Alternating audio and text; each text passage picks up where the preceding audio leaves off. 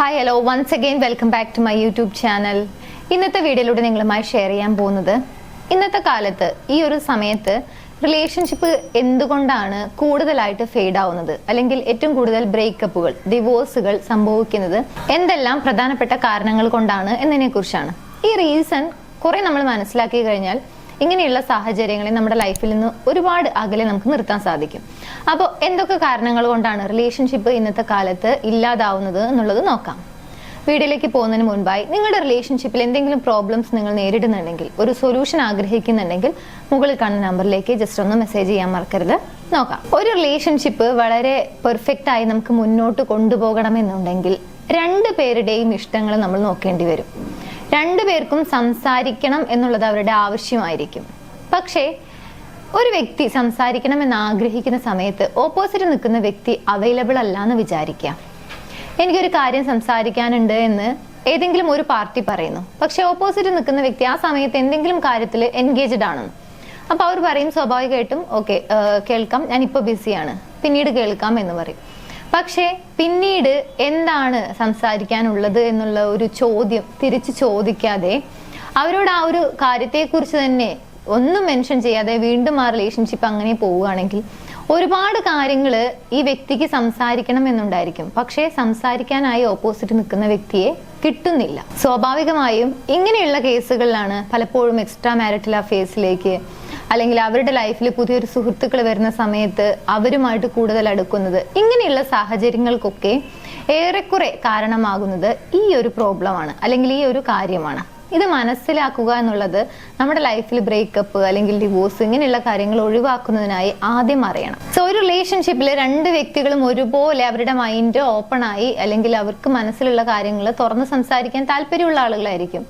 പക്ഷെ അതിന് വേണ്ടിയിട്ട് അവരുടെ ലൈഫ് പാർട്ട്ണറെ അവർക്ക് ഒട്ടും തന്നെ കിട്ടുന്നില്ല. ഒരു സാഹചര്യത്തിലും എന്തെങ്കിലും വളരെ ഇമ്പോർട്ടന്റ് ആയിട്ടുള്ള, ചിലപ്പോൾ വളരെ വിഷമിച്ചിരിക്കുന്ന ഒരു സിറ്റുവേഷനിൽ എന്തെങ്കിലുമൊക്കെ ഒരു കാര്യം പറയാന്നുള്ളതായിരിക്കും. പക്ഷെ ആ ഒരു സാഹചര്യത്തിൽ പോലും അവർ അവൈലബിൾ ആകുന്നില്ല എന്നുണ്ടെങ്കിൽ സ്വാഭാവികമായിട്ടും ആ റിലേഷൻഷിപ്പിന് മങ്ങലേൽക്കാൻ അല്ലെങ്കിൽ അത് കൂടെ കൂടെ ഇല്ലാതാവാനുള്ള സാധ്യത കൂടുതലാണ്. രണ്ടാമതായി, നിങ്ങളുടെ കോൺവെർസേഷനിൽ ഞാൻ ഉദ്ദേശിച്ചത് അതല്ല, ഞാൻ ഉദ്ദേശിച്ചത് അങ്ങനെയല്ല, ഞാൻ പറഞ്ഞു വന്നപ്പോൾ അങ്ങനെ ആയതാണ്, ഇങ്ങനെ ഈ ഒരു സ്റ്റേറ്റ്മെന്റ് അല്ലെങ്കിൽ ഇങ്ങനെ ഒരു കാര്യം നിങ്ങൾക്ക് കൂടെ കൂടെ പറയേണ്ടി വരുന്നുണ്ടെങ്കിൽ അതായിരിക്കും മറ്റൊരു റീസൺ.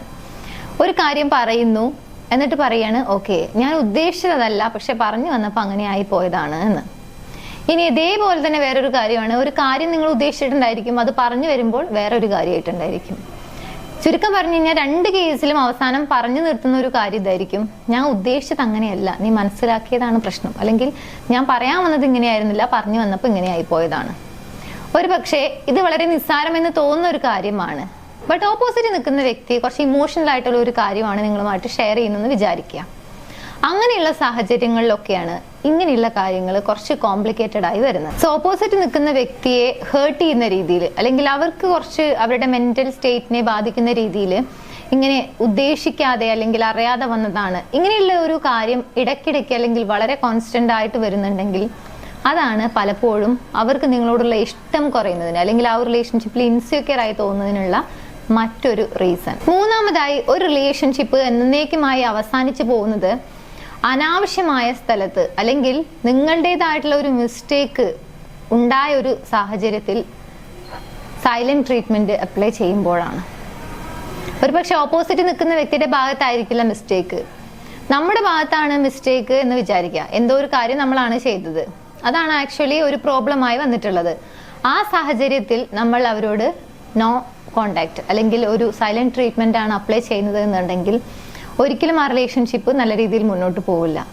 അവിടെ ഒരു തുറന്ന കമ്മ്യൂണിക്കേഷൻ, ഒരു ഓപ്പൺ കമ്മ്യൂണിക്കേഷൻ ആണ് അവിടെ ആവശ്യം. അല്ലെങ്കിൽ നമ്മുടെ ഭാഗത്താണ് മിസ്റ്റേക്ക് എന്ന് മനസ്സിലാക്കി കഴിഞ്ഞാൽ അത് അഡ്മിറ്റ് ചെയ്യുകയാണ് അവിടെ ആവശ്യം. അതിന് പകരം സൈലന്റ് ട്രീറ്റ്മെന്റ് യൂസ് ചെയ്ത് കഴിഞ്ഞാൽ, അപ്ലൈ ചെയ്ത് കഴിഞ്ഞാൽ ഫലം വിപരീതമായിരിക്കും. സോ അനാവശ്യമായ സ്ഥലത്ത് അല്ലെങ്കിൽ വളരെ റോങ് ആയിട്ടുള്ള ഒരു പ്ലേസിൽ കൊണ്ടുപോയിട്ട് സൈലന്റ് ട്രീറ്റ്മെന്റ് അപ്ലൈ ചെയ്യുമ്പോൾ അതാണ് ഒരു റിലേഷൻഷിപ്പ് ബ്രേക്കപ്പ് ആവുന്നതിന്റെ മറ്റൊരു റീസൺ. നെക്സ്റ്റ് വൺ, നമ്മുടെ ലൈഫിൽ നമ്മൾ ഏതൊരു വ്യക്തിയെ എടുത്ത് നോക്കിക്കോളൂ, നിങ്ങൾക്ക് മനസ്സിലാക്കാൻ സാധിക്കും അവരുമായിട്ടൊരു കമ്മ്യൂണിക്കേഷൻ ഉണ്ടെങ്കിൽ മാത്രമേ ആ റിലേഷൻഷിപ്പ് നിങ്ങളുടെ ലൈഫിൽ മുന്നോട്ട് പോകുന്നുണ്ടായിരിക്കുള്ളൂ. അല്ലെങ്കിൽ വളരെയധികം കോണ്ടാക്ട് ഉണ്ടെങ്കിൽ, ഒരു അപ്ഡേഷൻ നടക്കുന്നുണ്ടെങ്കിലായിരിക്കും ആ ഒരു വ്യക്തിയോട് നമുക്ക് കൂടുതൽ ഇന്റിമസി ഉണ്ടാവുക. നേരെ മറിച്ച് എന്തെങ്കിലും ഒരു ദിവസം ഒരു കാണുന്നു ഒരു ഹൈ ബൈ റിലേഷൻഷിപ്പ് ആണെങ്കിൽ അത്രത്തോളം ഇന്റിമസി ഉണ്ടാവാനുള്ള സാധ്യത കുറവാണ്.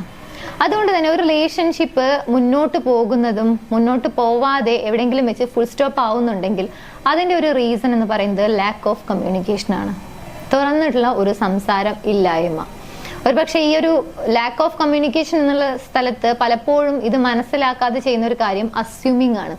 അവൻ അങ്ങനെയായിരിക്കും ചിന്തിക്കുന്നത്, അവൾ അങ്ങനെയായിരിക്കും ചിന്തിക്കുന്നത്, എന്നോട് സംസാരിക്കാത്തതിന്റെ റീസൺ അതായിരിക്കും, അങ്ങനെ ചെയ്യാതിരുന്നെങ്കിൽ എന്താ, ഇങ്ങനെ ഇത്തരത്തിൽ ഓരോ കാര്യങ്ങളും നമ്മുടേതായ രീതിയിൽ നമ്മൾ കുറെ കാര്യങ്ങൾ അസ്യൂം ചെയ്തുകൊണ്ടേയിരിക്കും. ഇങ്ങനെ കുറെ കാര്യങ്ങൾ അസ്യൂം ചെയ്യുമ്പോഴാണ് നമുക്ക് ഓവർ തിങ്കിങ് ഉണ്ടാവുന്നത്. ഇതിനു പകരം അവരോട് കറക്റ്റായി കമ്മ്യൂണിക്കേറ്റ് ചെയ്താൽ മതി. പക്ഷെ ഒരു ഓപ്പൺ കമ്മ്യൂണിക്കേഷൻ നടത്താൻ മടി കാരണം അല്ലെങ്കിൽ അതിന് തയ്യാറാവാതെ കുറെ ഓവർ തിങ്കിങ്ങിലേക്ക് ലീഡ് ചെയ്യും എന്നുള്ളതാണ്. അതുകൊണ്ട് തന്നെ റിലേഷൻഷിപ്പ് ഇല്ലാതാവുകയാണ് ചെയ്യുന്നത്. സോ ബ്രേക്കപ്പിലേക്ക് നീങ്ങുന്നതിന്റെ മറ്റൊരു റീസൺ എന്ന് പറയുന്നത് ലാക്ക് ഓഫ് കമ്മ്യൂണിക്കേഷൻ ആണ്. ഈ പറഞ്ഞ കാര്യങ്ങളൊക്കെ കണ്ടിന്യൂസ്ലി നമ്മുടെ ലൈഫിൽ ഉണ്ടാകുമ്പോൾ സ്വാഭാവികമായി നമുക്കൊരു ഇറിറ്റേഷൻ ഫീൽ ചെയ്യും, അല്ലെങ്കിൽ ഒരു ഫ്രസ്ട്രേറ്റഡ് ആയ ഒരു മാനസികാവസ്ഥയായിരിക്കും. സോ ഒരു ബ്രേക്കപ്പ് എന്ന് പറയുന്നത് ഇന്നത്തെ കാലത്ത് വളരെ തുടരെയായിട്ട് അല്ലെങ്കിൽ വളരെ കോമൺ ആയിട്ട് സംഭവിക്കുന്നുണ്ടെങ്കിൽ ഇങ്ങനെയുള്ള ചെറിയ മിസ്റ്റേക്ക് കാരണം കൊണ്ടാണ്. ഇത് മനസ്സിലാക്കാൻ സാധിച്ചു കഴിഞ്ഞാൽ തീർച്ചയായും നമുക്ക് നമ്മുടെ ലൈഫിലുള്ള ആ ലൈഫ് പാർട്ട്ണറുമായിട്ട് വളരെ ബ്യൂട്ടിഫുൾ ആയിട്ടുള്ള വളരെ ഹെൽത്തി ആയിട്ടുള്ള ഒരു റിലേഷൻഷിപ്പ് മുന്നോട്ട് കൊണ്ടുപോകാൻ സാധിക്കും. സോ തീർച്ചയായും നിങ്ങളുടെ ലൈഫിൽ ഇങ്ങനെ നിങ്ങൾക്ക് ഫീൽ ചെയ്യുന്നുണ്ടെങ്കിൽ ഈ കാര്യങ്ങൾ മനസ്സിലാക്കുക, അത് പ്രാക്ടിക്കലായി അപ്ലൈ ചെയ്യുക. ഈ വീഡിയോ നിങ്ങൾക്ക് യൂസ്ഫുൾ ആണെങ്കിൽ മറ്റുള്ള ആളുകളിലേക്ക് ഷെയർ ചെയ്യാൻ മറക്കരുത്. മറ്റൊരു വീഡിയോയിൽ കാണാം. താങ്ക്